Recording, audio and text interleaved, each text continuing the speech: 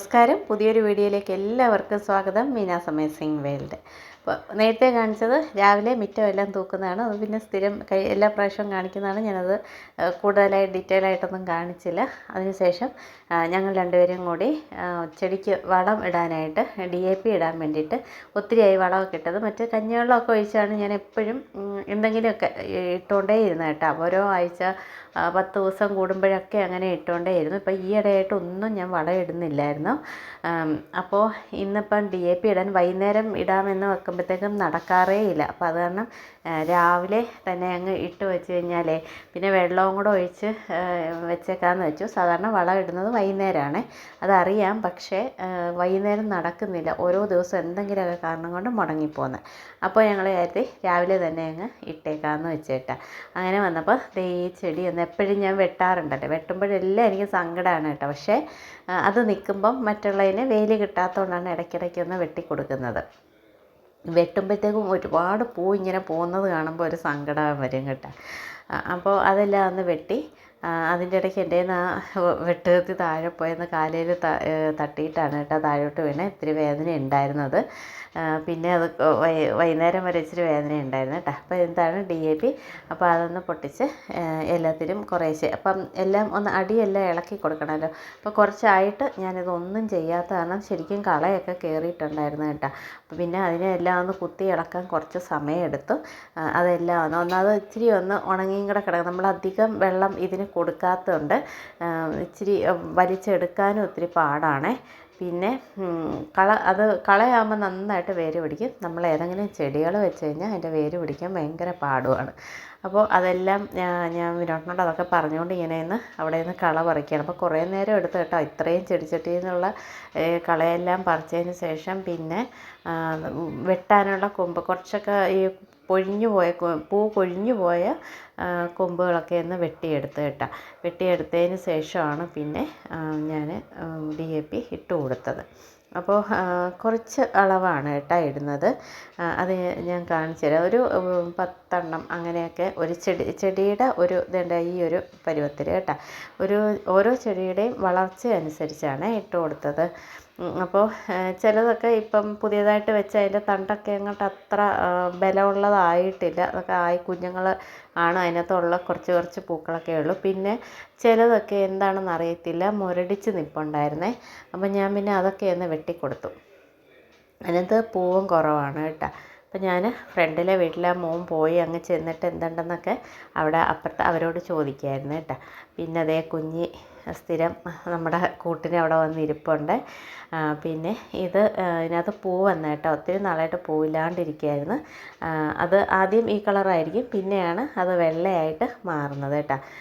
ഇതാണ് yesterday today tomorrow എന്നുള്ള ആ ചെടിയാണ് അത്. അപ്പോൾ അതിൽ പൂവില്ലാണ്ട് കുറേ ആയി അങ്ങനെ നിൽക്കുന്നത്. പക്ഷേ അതിനകത്ത് ഈ കഞ്ഞിവെള്ളവും അങ്ങനെയൊക്കെ ഒത്തിരി ഓരോ വളമൊക്കെ ചെയ്തതിന് ശേഷമാണ് ഇപ്പം അതിനെ നിറച്ച് പോയത്. ഇനി നിറയെ മൊട്ട് വന്ന് നിൽപ്പുണ്ട് കേട്ടോ. അപ്പോൾ ആ ഒരു ചെടി വെട്ടിക്കഴിഞ്ഞപ്പോൾ തന്നെ അവിടെ നല്ല വെളിച്ചമായതുകൊണ്ട് എന്തൊരു തെളിച്ചമുണ്ടെന്ന് നോക്കാം. മറ്റേത് കാട് പോലെ ഇരിക്കുകയായിരുന്നു കേട്ടോ. മറ്റുള്ളതിനൊന്നും ഒരു വെയിൽ കിട്ടാണ്ട് അതിങ്ങനെ വല്ലാണ്ട് ഡള്ളായിട്ടിരിക്കുകയായിരുന്നു കേട്ടോ. ഇപ്പം മിക്കതും പൂ വന്ന് കൊഴിഞ്ഞിരിക്കുകയാണ് ബൊഗൈൻവില്ലയിലെല്ലാം. അപ്പോൾ അതിൻ്റെ എല്ലാം ഒരു മണ്ടയൊക്കെ വെട്ടി കൊടുത്തിട്ടുണ്ട് കേട്ടോ. കുറേ എല്ലാം വെട്ടി. പിന്നെ ചിലതിലൊക്കെ ഇനിയിപ്പോൾ പൂ പുതിയതായിട്ട് വന്നതായിട്ട് നിൽപ്പുണ്ട്, അതൊന്നും ചെയ്തില്ല. അല്ലാത്തതിൻ്റെയൊക്കെ കൊഴിഞ്ഞതിനെ എല്ലാം വെട്ടിയെടുത്തതേ ഉള്ളൂ കേട്ടോ. അപ്പോൾ എല്ലാത്തിനും ഇട്ടു. പിന്നെ ഞാൻ ഇന്നത്തെ വീഡിയോ അങ്ങനെ സ്പീഡിലൊന്നും ഇട്ട് കാണിക്കുന്നില്ല. മാക്സിമം ഞാൻ സ്പീഡ് കുറച്ചതുകൊണ്ട് ഇപ്പോൾ ഒക്കെയാണ് ഇത്തിരി ഒന്ന് സ്പീഡിലിട്ടാണ്. ഒരേ കാര്യം തന്നെ എത്ര നേരം ഇങ്ങനെ വലിച്ചു നീട്ടി കാണിക്കും എന്നൊക്കെ വിചാരിച്ചിട്ടാണ് ഞാൻ സ്പീഡ് കൂട്ടിയൊന്ന് ഇടുന്നത് കേട്ടോ. ഒത്തിരി ലെങ്ത്തായി പോവില്ലേ. പിന്നെ ഈ ലെങ്ത്ത് കൂടുന്നതിനനുസരിച്ച് ഞാൻ അതിനനുസരിച്ച് വർത്തമാനം പറയണം. എനിക്കാണെങ്കിൽ അത്രയായിട്ട് സംസാരിക്കാൻ അറിയേയില്ല. അതാണ് എൻ്റെ ഒരു പ്രശ്നം. അപ്പോൾ ഇതെല്ലാം രാവിലത്തെ കഴിഞ്ഞതിന് ശേഷം ഞാൻ നേരെ കുളിച്ചു പ്രാർത്ഥിച്ചു, അമ്പലത്തിൽ പോയി. ഇവിടെ ഞാൻ എല്ലാ വെള്ളിയാഴ്ചയും അമ്പലത്തിൽ പോകുന്ന അവിടെ ദേവീക്ഷേത്രത്തിൽ അമ്പലത്തിൽ പോയി. അവിടെ ഉത്സവമാണ് കേട്ടോ. നാളെ മീനഭരണിയല്ലേ, അപ്പോൾ അതിൻ്റെ ഉത്സവമാണ്. നാളെ എനിക്ക് പൊങ്കാലയുണ്ട്. അപ്പോൾ ഞാൻ അവിടെ പോയി അമ്പലത്തിൽ പോയി തൊഴുതിട്ട് വന്നു. വീട്ടിൽ വന്നതിന് ശേഷം സഹസ്രനാമമൊക്കെ ചൊല്ലിയതിന് ശേഷമാണ് ഞാൻ തുണിയൊക്കെ അലക്കാനിട്ടു. പിന്നെ അടുക്കളയിൽ പാചകത്തിന് കയറിയത് കേട്ടോ. പിന്നെ മീൻ കറി വെക്കുകയാണ്. അയലയാണ് കിട്ടിയത്. അപ്പോൾ അയലക്കറി വെക്കുകയാണ്. അപ്പം ഞാൻ വെക്കുന്ന രീതിയാണ് കാണിക്കുന്നത്. എണ്ണയിട്ട് ഉലുവയിട്ടു, അത് കഴിഞ്ഞ് ഇഞ്ചി, വെളുത്തുള്ളി, പിന്നെ പച്ചമുളക്, ഇത്രയും പച്ചമുളക് ഞാൻ അരിഞ്ഞിട്ടത്. മറ്റേത് ഞാൻ ഒന്ന് മറ്റേ ചോപ്പറിലിട്ടത് ചോപ്പ് ചെയ്തിട്ടാണ് ഇട്ടിരിക്കുന്നത്. അപ്പോൾ ആ ചോപ്പർ ഞാൻ കാണിച്ചു തരാം കേട്ടോ. അപ്പോൾ ഇത് ഒന്ന് വഴറ്റുന്ന സമയം കൊണ്ട് ഞാൻ ഈ ചോപ്പറിൽ ബീട്രൂട്ട് ചോപ്പ് ചെയ്യാനിട്ടാണ് കേട്ടോ. എനിക്ക് എൻ്റെ ഫ്രണ്ട് വിധു, ഞാൻ എപ്പോഴും പറയാറുണ്ട്, വിധു പറഞ്ഞിട്ട് ഞാൻ മേടിച്ചു തരണം കേട്ടോ. ഇലക്ട്രിക് ചോപ്പറാണ്, നല്ല ചോപ്പറാണ് കേട്ടോ. എന്ത് സ്പീഡിൽ പണി കിടക്കുമെന്നറിയാം.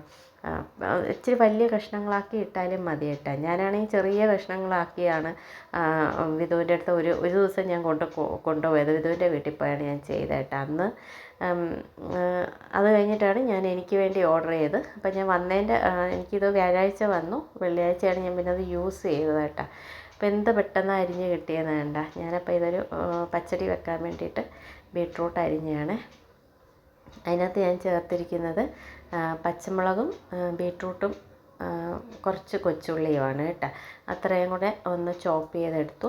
അപ്പോഴത്തേക്കും മീൻകറിയുടെ അതെല്ലാം ഒന്ന് വഴണ്ട് കിട്ടി. അപ്പോഴത്തേക്കും ഞാൻ അരച്ചു. അരപ്പൊന്നും ഞാൻ കാണിച്ചില്ല, എല്ലാവരും ചെയ്യുന്ന പോലെ തന്നെ തേങ്ങയും കൊച്ചുള്ളിയും മുളക് പൊടി, മല്ലിപ്പൊടി, മഞ്ഞൾപ്പൊടി ഇത്രയും കൂടെ ഇട്ട് അരച്ചു. അത് കഴിഞ്ഞ് കുടംപുളി ഇട്ട് ഉപ്പും ഇട്ട് അതൊന്ന് തിളയ്ക്കാനായിട്ട് അവിടെ വെച്ചു കേട്ടോ. ഇതിന് തിളച്ചിട്ട് മീനിട്ടാൽ മതിയല്ലോ. അപ്പോൾ ആ സമയം കൊണ്ട് എനിക്ക് ബീട്രൂട്ടിൻ്റെ പച്ചടിയും കൂടെ ഉണ്ടാക്കാൻ പറ്റും കേട്ടോ. അപ്പോൾ അതിലും എണ്ണ ഒഴിച്ചു, കടുക് വറുത്തു. അത് കഴിഞ്ഞതിന് ശേഷം അതിലേക്ക് ഈ അരിഞ്ഞത് അങ്ങോട്ട് ഇട്ട് വെക്കാണ് കേട്ടോ. അത് ഇട്ടതിന് ശേഷമാണ് അതിനകത്തോട്ട് കുറച്ച് വെള്ളവും കൂടെ ഒന്ന് ഒഴിച്ചു കൊടുത്തു കേട്ടോ. തീരെ കുറച്ച് വെള്ളം. പിന്നെ അതിനടുത്ത് അതിനകത്തേക്ക് തേങ്ങ ഇട്ടു. തേങ്ങ ശരിക്കും പച്ചയ്ക്ക് അരയ്ക്കുന്നതാണ് കുറച്ചും കൂടെ ടേസ്റ്റ് കേട്ടോ. ഞാൻ ഓർക്കാതെ എടുത്ത് അതിനകത്തോട്ടേക്ക് തേങ്ങ ഇട്ടു. പിന്നെ ഒന്ന് ഇളക്കിയിട്ട് ഞാൻ മൂടി വെച്ചു. പിന്നെ അതൊന്ന് മീൻകറി ഒന്ന് തിളയ്ക്കുന്ന സമയവും പിന്നെ മീനിൻ്റെ അരപ്പ്, മീൻ കറിയല്ല മീനിൻ്റെ അരപ്പ് ഒന്ന് തിളയ്ക്കുന്ന സമയവും പിന്നെ അതിനൊന്ന് ആവി കയറുന്ന സമയം കൊണ്ട് ഞാൻ അത്രയും നേരത്തേക്ക് കൂടിക്കിടന്ന പാത്രം എല്ലാം ഒന്ന് കഴുകി മാറ്റി വെക്കുകയാണ്. അപ്പോൾ കുറച്ച് ഏറെ പാത്രങ്ങളുണ്ടായിരുന്നു കേട്ടോ. അപ്പോൾ അതെല്ലാം കൂടെ ഒന്ന് കഴുകി കഴിഞ്ഞപ്പോഴത്തേക്കും അരപ്പ് തിളച്ചു. അതിലേക്ക് ഞാൻ മീൻ കഷ്ണങ്ങളും കൂടെ ഇട്ടിട്ട് പിന്നെ ഒന്ന് ജസ്റ്റ് ഒന്ന് ഇളക്കിയതിന് ശേഷം അതെടുത്ത് മൂടി വെച്ചു. അപ്പോൾ ഞാൻ ഉണ്ടാക്കുന്ന സ്റ്റൈലിലാണ് കേട്ടോ പറഞ്ഞിരിക്കുന്നത്. പിന്നെ ഇതും അപ്പോഴത്തേക്കൊന്ന് ഇത് ചെറുതായി ജസ്റ്റ് ഒന്ന് ചെറുതായിട്ട് വെന്താൽ മതി കേട്ടോ. അതും കൂടെ വെന്തിട്ട് അതിനെ ഞാനെടുത്ത് തണുക്കാനായിട്ട് മാറ്റി വെച്ചു കേട്ടോ. അപ്പോഴത്തേക്കാണ് എൻ്റെ പുറത്തുള്ള ഈ കുഞ്ഞുങ്ങൾ കിടന്ന് ബഹളങ്ങളും തുടങ്ങിയത് കേട്ടോ. അവർക്ക് വിശന്നിട്ട് എന്നെ വിളിക്കാൻ തുടങ്ങിയത്. അപ്പോൾ ഞാൻ മീൻ്റെ തലയെല്ലാം കൂടെ വെട്ടിയെടുത്തിട്ട് വന്നിട്ട് ഇവർക്കെടുത്ത് കൊടുക്കാനായിട്ട് കൊണ്ടുവന്നതാണ്.